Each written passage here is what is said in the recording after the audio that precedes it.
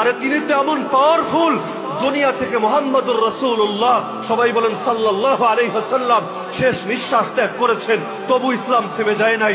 আবু বকর চলে গিয়েছে, তবু ইসলাম থেমে যায় নাই। ওমর শহীদ হয়েছে, ইসলাম থেমে যায় নাই। ওসমান শহীদ হয়েছে, ইসলাম থেমে যায় নাই। আলী শহীদ হয়েছে, ইসলাম থেমে যায় নাই। হাসান হুসাইন শহীদ হয়েছে, ইসলাম থেমে যায় নাই। চার ইমাম অতিবাহিত হয়েছে, ইসলাম থেমে যায় নাই। সালাফে সালেহিন অতিবাহিত হয়েছে, ইসলাম থেমে যায় নাই। আকাবির উম্মত অতিবাহিত হয়েছে, ইসলাম থেমে যায় নাই। দেশে দেশে সাম্রাজ্যবাদ চালিয়েছে, ইসলাম থেমে যায় নাই। আরে ওরা চেয়েছে নিজেদের মুখের ফু দিয়ে ইসলামকে নিভিয়ে দিবে, কিন্তু আল্লাহর জমিনে ইসলাম আগের চাইতে বেশি আলো নিয়ে আছে।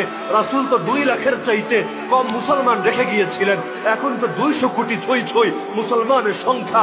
আরে ধীরে ধীরে সেই ইউরোপে, সেই আমেরিকায় যারা সারাদিন ইসলামের বিরুদ্ধে প্রোপাগান্ডা চালায়, যারা ইসলাম ছবিয়া ছড়ায়, যারা ইসলামের কথা বলাকে বন্ধ করতে চায়, ইসলামের পক্ষে প্রতিবাদকে রুদ্ধ করে দিতে চায়, তাদের দেশেও এখন ইসলাম গ্রহণের হিড়িক পড়িয়েছে।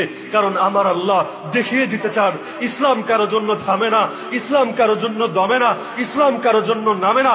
আল ইসলাম ইয়ালু ওয়ালা ইউলা আলাই, ইসলাম উপরে যায়, ইসলামের উপরে কোনো কিছু যায় না।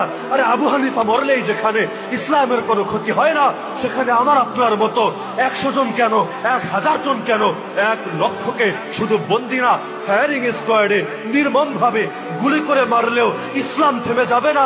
আরে জালেমরা, লিখে রাখ, তোরা আমাদের একজনকে মারবি, আমাদের রক্তের প্রতিটা ফোঁটা থেকে এমন বান্দারা তৈরি হবে যারা ইসলামকে আগের চাইতে আরো বেশি গতির সাথে সারা দুনিয়ায় ছড়িয়ে দেবে।